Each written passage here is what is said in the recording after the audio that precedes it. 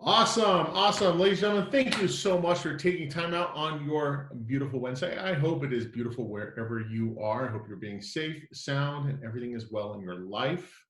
My name is Richard Malek. I'm going to be your guide throughout Automox's Patch Tuesday breakdown for April 2020.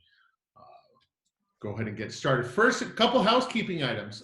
One, all participants are going to be muted to keep the audio clear. The webinar is being recorded, and all registrants will receive a recording of the webinar.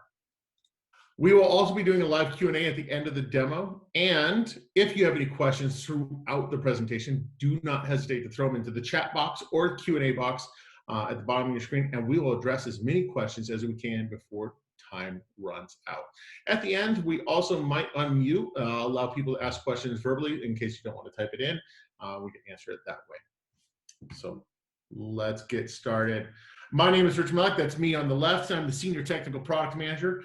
On my proverbial right, of course, because we are all self-isolated, Adam Whitman. Adam, say hello to the beautiful people. Hey, hello everyone. Thanks for having me again, Richard. Excited to be here and show off some of the cool stuff we're doing here at Automox. So thanks again for having me. Of course, my friend. It's always fun to work with Adam. It's hard to stand up against somebody with a gorgeous smile like that, but somehow I always put myself in this position. Today's a big one. Let's be honest. April's been a big one. April's going to be a busy month for all IT staff, and there's no doubt about that. This month, Microsoft has rolled out security fixes for a total of 113 vulnerabilities, 15 of which were rated critical. April's Patch Tuesday also rolls out patches for 3 actively exploited zero-day vulnerabilities and 2 publicly disclosed vulnerabilities. We're also looking at a relatively small update from the Adobe side featuring security fixes for 3 products. And earlier in April, Mozilla released 2 patches for zero-day vulnerabilities affecting Firefox, while Google Chrome also received several critical vulnerability updates as well. So we'll kind of go over that. Quick little highlight of just kind of why we do what we do here at Automox. Due to the current events, many organizations, ourselves included, we've seen our remote workforce expand dramatically, seemingly overnight. In addition to the slew of security updates to deploy, there are many new challenges that we are all facing today, including the challenge of keeping our systems secure in the wake of critical events. Many organizations have made a sudden shift to remote work, which means the number of remote endpoint IT staffers remote endpoints that IT staffers are patching has probably gone up exponentially. Now, VPNs have long been the go-to for managing remote devices and connecting them to corporate infrastructure. But in the end, there's something we need to keep into consideration. If your VPN bandwidth can't handle the influx of traffic, employees may not be able to connect to it at all, which means their devices may go unpatched for days or weeks until they decide to try to connect again. That's why we do what we do. Automox and other cloud-native patch management platforms can streamline the patching process and reduce the time it takes to deploy patches across all devices, no matter where they're located. What are we saying? We're treating all endpoints equally. Attackers can weaponize the new critical vulnerabilities that we're about to talk about in as little as 7 days. And a zero-day vulnerability has already been weaponized at the time of disclosure. So patching sooner than later is essential for organizations looking to end vulnerabilities today before attackers sink their hooks in. Let's go ahead and get started with what we're up against. First up, Windows versus the font libraries. This is 2 big ones that came out yesterday, were revealed. First, we're going to talk about CVE 2020-0938. It is a remote code execution vulnerability that exists in Windows when Windows Adobe Type Manager library fails to handle specifically crafted open type fonts properly. Attackers can attempt to exploit the CVE 2020-0938 through a variety of approaches, such as tricking users into opening documents or visiting web pages that are designed to target this vulnerability. Now, the patch does correct how open type fonts are handled by the Adobe or Windows Adobe Type Manager library, but ultimately it comes down to also users. As we all know, we are all remote, sending documents back and forth. That's a big thing. Documents can be compromised. It's been shown time and time again that could be what opens the door for an attacker. So this is something that is definitely high on the priority list, something we're recommending to get patched immediately. Now, for all versions of Windows except Windows 10, this vulnerability could allow an attacker to run the remote code, allowing them to install programs, create a new user account, or even view or change data. But now for Windows 10, there's a little bit of a protection built into it. The vulnerability could allow an attacker to remote code within their app container sandbox, giving them limited capabilities and privileges, but it's still a point of entry. As a zero-day, this vulnerability is actively being exploited in the wild and was not publicly disclosed. Its existence was just revealed in yesterday's security update. While CVE 2020-093 is technically rated as important, the fact that the vulnerability is getting exploited in the wild should put it on everybody's radar to patch. Now, CVE 2020-1020 is another zero-day vulnerability. It was first discovered a month ago, but a patch has just been made available in yesterday's security update. 1020 is a remote code execution vulnerability found in Windows when Adobe Font Manager handles open type fonts improperly.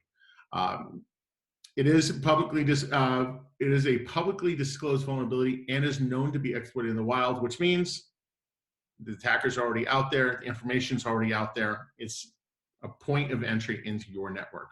Attackers can take advantage of the CVE by convincing users, again, to open a specifically crafted document designed to target the vulnerability. If successful, they're going to be able to modify data, install files, or even create user profiles with full admin privileges. So definitely start remediating within 24 hours to get this taken care of. Now we're going to go into yet another zero-day. CVE 2020-1027 is a privilege elevation zero-day vulnerability, which occurs in the way that Windows kernel is handling objects in memory. A locally authenticated attacker can attempt exploitation by running an application designed to target this vulnerability. Now, if successful, the attacker can then run code with elevated privileges. Specifically, it's a web-based attack scenario because it's using something through Internet Explorer. So in that scenario, an attacker can use a specifically crafted website that is designed to exploit the vulnerability through Internet Explorer and then convince the user to visit the website, an exploited website.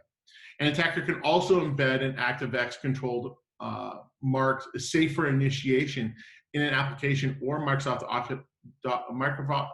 Office document that hosts the IE rendering engine. Now, Microsoft Security Update does address this and ensures the kernel handles the object in memory properly. So definitely get that zero-day patched. We don't have any details on any of these zero days and how they're being used out in the wild. We haven't seen those reports. But again, because it's been reported out there, it's time to start responding. Other notable critical updates that have come out, CVE 2020-0968 is a remote code execution vulnerability due to how the scripting engine handles objects in memory in Internet Explorer. Now that could become a perfect vulnerability for use in drive-by compromise. If the current user is logged in as an admin, an attacker could host a specifically crafted website hosting this vulnerability. Once the user navigates to the malicious site, the attacker would then be able to exploit this bug, allowing the attacker to gain full access to the host. This bug would also allow attackers to view, change, delete, or install files, including ransomware. Although the scope of the vulnerability is somewhat limited because the vulnerability impacts Internet Explorer, it's also the type of vulnerability that is likely to be used in the wild by attackers. CVE 2020-0935 is a privilege elevation vulnerability found in OneDrive for Windows. And it's impacting due to proper handling or improper handling of symbolic links. Symbolic links are file systems objects that point to another file system object. Now, in this scenario, an attacker that has gained access to an endpoint could also use OneDrive to overwrite a targeted file, leading to the elevated status.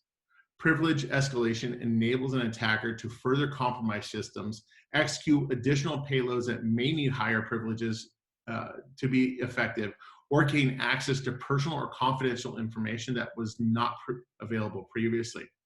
Now, Microsoft's OneDrive is extremely popular, especially now, and is often installed by default on Windows 10. When you combine this with the remote workforce and ever-growing use of personal devices for remote work, makes the potential scope for the vulnerability very high. So we're definitely recommending that you're out there patching these. Hitting up Adobe for April. Adobe has released a light security update featuring fixes for 3 products: Cold Fusion, After Effects, and Digital Editions. Adobe Cold Fusion 2016 and 2018 received 3 patches this month: CVE 2020, 3767, 3768, 3796. That's under their ABS-B 20-19 code. After Effects received a patch for CVE 2020 3809, and Digital Editions receives a patch for CVE 2020 3798. Now, all these vulnerabilities are rated as important, and none of them are known to be exploited in the wild. Although the CVEs are marked as important, it is still good cyber hygiene practice to get your applications patched to reduce your risk exposure. It should be noted that in addition to the patches, Adobe has released guidance on how to properly configure security configuration settings for Cold Fusion to fully lock down the application. Ensure that you have properly addressed this with an automated configuration script as a writer to your patching policies to ensure full remediation of the file read vulnerability discovered CVE 3761. Finally, earlier in this month, Mozilla released patches for exploited security flaws in Firefox. Now, 2 versions of the web browser, Firefox 74.0 and Firefox ESR 68.6.0, are affected by these vulnerabilities. Mozilla ranked these flaws as critical, and the patches should be deployed as soon as possible. Let's bring up a little bit of known fact. If a patch is released for Firefox ESR, it means that it is an older version technically than the newest general release. So if a patch is being released for 68, that means the Firefox General 74 has been impacted for at least 6 versions. So it's definitely something, if you have not updated your Firefox browser, get that updated as soon as possible. The latest version of Google Chrome, browser version 80.0.3987.162, it's a mouthful, was also released in early April. A total of 8 security flaws were fixed in that update. Among these, the Center for Internet Security reports is a critical flaw that could lead to arbitrary code execution within the context of the browser. Depending on the application's privileges, a successful exploit could allow attackers to view, change, or delete data. So what have we learned about all of April's patches? It means there's a lot of ways into the infrastructure, a lot of ways into your endpoints, a lot of ways into your customers' endpoints that could lead to the modification of data, the deletion of data, or installation of applications. It's definitely time to get patching.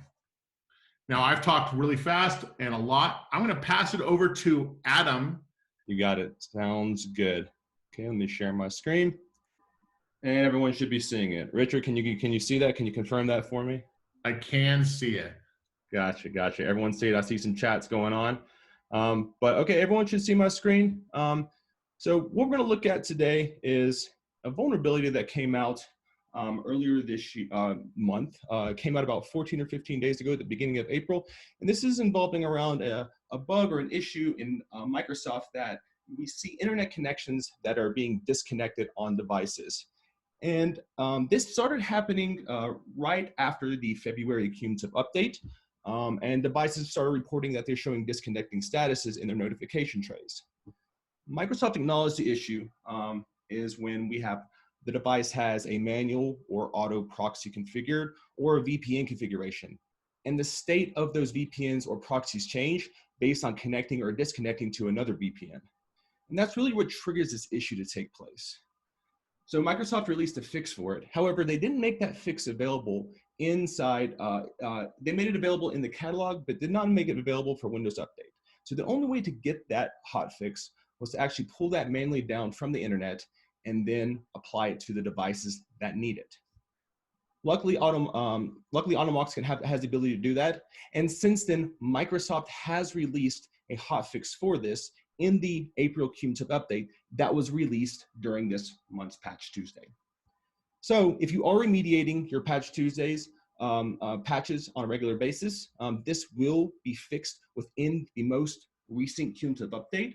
However, if you haven't ran the policy or are not going to run your patch policy for a while to catch that cumulative update, then you may want to go ahead and run this policy now in order to remediate that hotfix on your devices. So we've created a worklet to actually do that for you, depending on which OS version that you're running. So the worklet will take a look to see which versions you're running on all of your different Windows devices.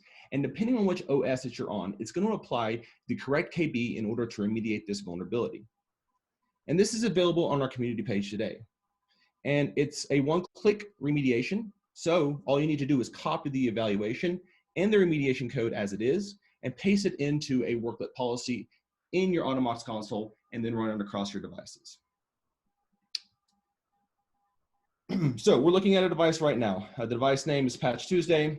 Device status is currently pending. And why it's pending is because we have the worklet assigned to this device, and we do see that this device actually has a pending status for this policy, which means that this device does not currently have that hotfix KB installed on its OS. So we know that it's susceptible to that vulnerability that Microsoft released.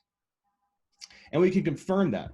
If we go to the device, so now we're looking at that device. This is just a VMware Fusion session. And we can run this command here in PowerShell, and it's going to look to see if that KB, where this fix is remediated in, exists on this device or not. So when I run it, it returns nothing. And that means that this KB is currently not installed on this device. And that's why this is failing evaluation, right? So if I run it, the idea is that it'll actually do the install for me. So I'm going to go ahead and run it, and then we're going to look at the workload in a little bit more detail as this runs. Because what this workload is going to do is it's going to run it, install it, and then actually reboot our system. So a little hope and pray for the live demo gods, and we'll go ahead and run that on your device. Okay, so let's take a look at the workload in a little bit more detail. So the evaluation code is evaluating against all the different KBs based on the versions of Windows that you may be running in your environment, being Windows 10, Windows Server environment, 1809 versus 1903. Those all need different KBs. And it's going to look and run that command to see if those hotfixes are currently installed. And if they're not installed on the system, then we know that we need to actually remediate that and exit with a non-zero value, like a 1 or a 90. In this case, I'm exiting the code with a 1. So if we don't see that KB installed, we're going to exit, and we'll actually trigger the remediation code to run if it's not installed. And when we take a look at the remediation code, it's going to look at the OS versions, and it's going to download the appropriate link for each version. And then when it actually downloads it, it'll put it on the machine. And then once the download's complete, it'll actually perform the install. So as you can see, we're doing some start processes here. We're actually performing that install of the KB to that operating system. After that's all done, we do another reevaluation to make sure everything got installed. And then we actually restart the device by default. If you don't want to restart the device after this is applied, because it will need a restart in most cases, then you can just comment this out like so. And that means the restart will not happen at that point. But if you do want it to run, just make sure it's uncommented and it'll actually perform the restarts. Otherwise, you'd have to reboot it manually. Okay, so it looks like it's applying and right now. So let's take a look at the results. So I've been running a lot of demos to this device, so hopefully it will work. If it doesn't, we'll kind of find out why, if it's on the OS level or something like that. But right now, it's really just kind of doing its thing and running its updates right now.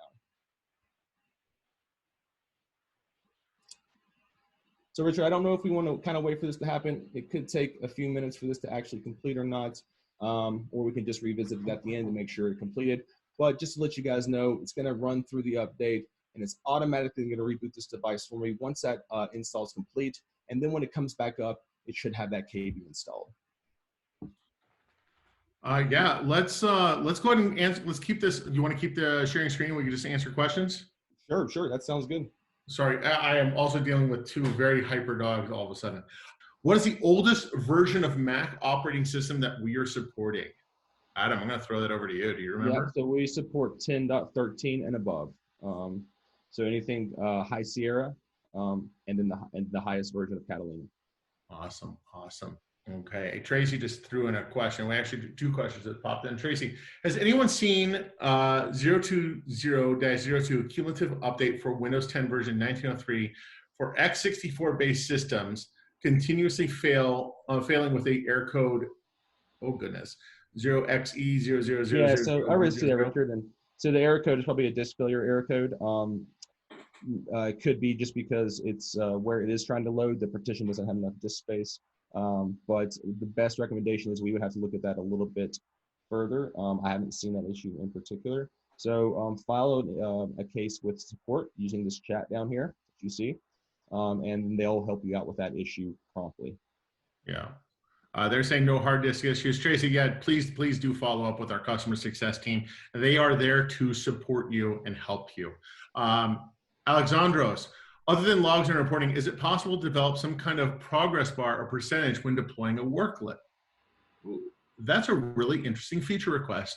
I could I do don't it see with why that we, right now too. So yeah, yeah. let's, I'm going to toss that in as a feature request, Alexandros, and we'll make sure that that is taken care of for at least one of the future updates, or at least addressed.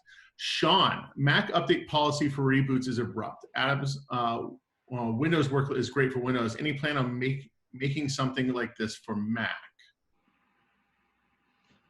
So yeah, so I appreciate that, the kind words about the reboot for Windows. Mac's a little bit more difficult just because you have to interact with AppleScript, which takes a little bit more work that worklets really don't have the capability of doing right now. So Mac, we do not have that. However, we already have reboot notification for Mac improvements in the product. So now if you, in policies today, if you click the reboot now button for Windows and Mac, it will send an in-user notification 15 minutes before the system reboots after patching is completed. And the user cannot defer anything at the moment, but phase 2 of reboot notifications will be released on the second half of this year. Maybe it might be the end of this quarter, but it could be bleeding into the next quarter. And it will actually send the notification after patching, and then also allow the user to defer or reboot if they want to at that moment. So they can defer the actual reboots both for Windows and Mac. So even though I don't have it in a worklet, we will be supporting better reboot notifications for Windows and Mac native in the product coming very soon. Awesome. I appreciate you addressing that. Yep. Any other questions? We've got a really good audience today. Solid questions from everybody. Any other questions about the product, about the demo, about any issues you're running into with our product? Please ask them now. We'd be happy to answer them live. Sean just posted one. This hotfix Adam is demoing. What system does it affect, and do you recommend we apply this to the entire fleet by default? Yes, absolutely. I do recommend you apply it to entire fleet by default. I would make sure to obviously test it out to make sure it works across a few systems, just to make sure that you have it set up correctly and work it. I usually, when I created this worklet, I made sure I ran it at least 5 or 10 times on just some test systems to make sure it just had the appropriate response. And then I was confident to then roll it out to my bigger prod environment. After you do it to your entire fleet, Sean, you can go ahead and do that. And since I wrote this worklet, feel free to connect with me directly. You have my email. Yeah, you should be able to roll this out to your entire fleet.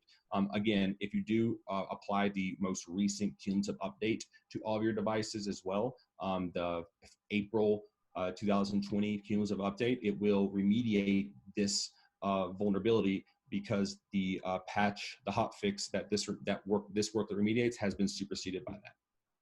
Awesome. Thanks, Adam. Alexandros, his question, all three of them into one. If we comment out the restart computer, can Automox control the reboot via schedule within the policy? You cannot. You can create a worklet to then tell PowerShell or Bash to start a reboot timer on the operating system itself. However, you can't do it with native patching policies. You can either comment it out or restart. And if you do comment it out, the way to do it is either to manually reboot them or to then have a worklet that goes to the devices and sets a reboot timer for a specific date or time. Great ways to do it. Wow. Adam, I think that's the most questions we've received in months. Yep, yep. And I apologize. It took a little bit too much time to complete this worklet, so you guys couldn't see it in action. But it's tested. It works great. So go ahead and get it. Test it out a couple times. If you don't want to go ahead and remediate that cumulative update, you can just say, hey, I want to make sure I'm protected against this issue. If you don't see the issue or have any reports of the issue happening in your environment of the disconnected devices, or you don't have any proxy or VPN configurations, then I wouldn't really worry about it too much. Microsoft really recommends that you apply these if you are experiencing the issue. So if you do have reports of this in your infrastructure today, or service tickets open for it, go ahead and use this worklet to remediate that, and the issue should disappear. Awesome. Thanks, Adam. We just got 3 more questions. Is Zoom getting updates from Automox now? Yes. Zoom and Zoom Outlook plugin are both receiving updates through the Automox console. John Blackledge, sorry if I ruined that. When will we see install times, dates inside the console? That's a good one. So can you rephrase the question, just like we're going to see, how long it takes, or kind of give me some more context around that? Yeah, John, if you wouldn't mind throwing that into the chat, we'll help you out. Matt Richards, any plans to integrate with vulnerability scanners and automate remediation? Currently, I always have Tenable open and have to try and cross-reference with Automox patches. Matt, I'll address that one. So currently, we are looking at a phase 2 integration with CrowdStrike's vulnerability tool, which is called Falcon Spotlight. That's the first phase of it for that one. With other products such as Tenable and other vulnerability scanners, we are having conversations with them. Our API is publicly available and ready to go. So we have those conversations going strong with some of those organizations. I can't reveal who, of course, but there are plans. Now, I don't know if there's I don't believe there's talk for us to integrate their vulnerability tool into our console, but more on the reverse, we being the remediation component for their vulnerability scanners. At least that's the current talk. But right now, that's where we're at. I hope that answers your question. Tracy, it would be nice to be able to see what date a patch was installed. I've asked for this too. I have seen your ask for that, Tracy. I'm going to bring that up again to the product management team. Yeah. So, and just to say that's a really good ad. We need to get that into like some sort of a report for you guys to see. Is it okay if I share my screen here? Yeah, go ahead. Let me stop sharing. Sure. There you go. Go ahead, and since we are on that question, we have some. So I'm looking at my console right now. And if you're looking at here, we're looking at the activity log. And you can see here are the devices. And then here are the times that the device installed these particular patches here. So you can kind of see, okay, here's the policy, here's the event time it ran, time and date, and then also the activity that was successful. This will be activity if it was successful. If it does standard error output, it'll log an error there. And then the output will be the details of the install. And here's like another example of it. So here's a way that you actually can get this information and actually export it to a CSV as well. Could you show how to navigate to that screen from the console, from the dashboard, please? Absolutely, absolutely. So if you're looking at reports, you can go to the activity log. And this is kind of the installation of patches. And this really just logs when policies run on devices. And then John's asking, can you search by device? You can do by devices, yeah. So I can do like Alienware here, and it's gonna go ahead and search all those for me. How many Alienwares do we have? We have one. Yeah. So this is one, but this is all the activity that's happening on them, right? Yeah, it looks like, John, it looks like that is by device name. Alienware is the name of the device name for that one device. Yeah. Hope that answers that question. See, Jack, is there anything on the roadmap to build out policy based on offset from days patch was actually released?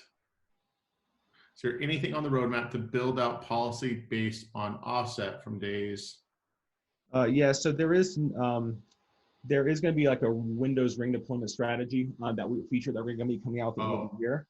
And that's going to kind of allow you to say, okay, as soon as we patch this device, then go ahead and roll it out to the next ring, and then to the next ring until it gets out to your biggest production ring at that point in time, to give you more confidence about how that patch or those patches will affect your environment, right?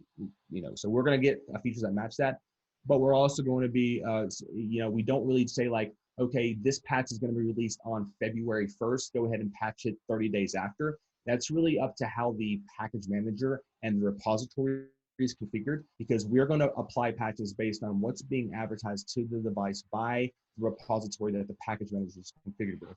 So you control that at that layer, and then we would apply those based on it now being advertised. We see it after we rescan, and now we can apply it. Awesome. Wow. 16 questions in the Q&A. Raj, can you force an update on a laptop remote user if they keep missing updates? Absolutely. Yeah. Yep. You can reboot devices at any point in time in the console natively. Yeah, as long as the agent is installed on their endpoint, make sure that they haven't uninstalled it somehow. As long as the agent is installed, you have that capability to do that. That's a great question.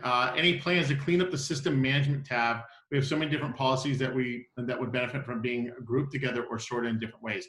Matt, absolutely. We are currently in the process of updating the full back-end UX. We can't show you any highlights now, but I promise you they look really good. The new grouping makes sense. It's actually designed by a very incredible UX designer. Her name is Ariel.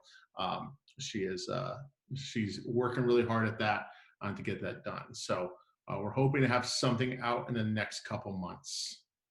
Alexandros, can you please provide a link to a worklet that contains the PowerShell restart computer with timer if it exists? Our clients would prefer at least a 30-minute timeout prior to restart. We have that worklet written, right, Adam? Yes, absolutely. Yeah, we can. I can send that out. No, we'll include it in the follow-up email. Yep, we'll make sure that comes directly from me. So in my follow-up email. So yeah, Alexandros, that's not a problem. Wow, what an audience! What an amazing audience! Jack just threw it into the chat, the Q&A, but we'll throw it in the chat as well. Thanks, Jack, for sharing that. Awesome. Well, ladies and gentlemen, you all were amazing today. You definitely kept us on our toes with the great questions about the product, about our features. That's always incredible to see. You will be receiving follow-up email with a recording of this webinar if you want to read it, as well as the link to that worklet that was just shared out. On top of that, if you would like to see a full comprehensive list of what's going on, check out blog.automox.com. We have a full live index of all the patches and KVs that were addressed yesterday, as well as for the out-of-band ones that were pushed out by Firefox and Chrome. And then we have a blog breaking it all down. So please give that a check. If you have any questions, do not hesitate to reach out to me, richard.melick@automox.com. Replying to any of those emails that I spam you with, or submit a help desk ticket through your chat box inside the console. Adam, say goodbye to these beautiful people. Goodbye, beautiful people. Goodbye, Richard. Thanks again for having me. Always a pleasure. Everyone, stay safe, wash your hands, be well. Thank you so much.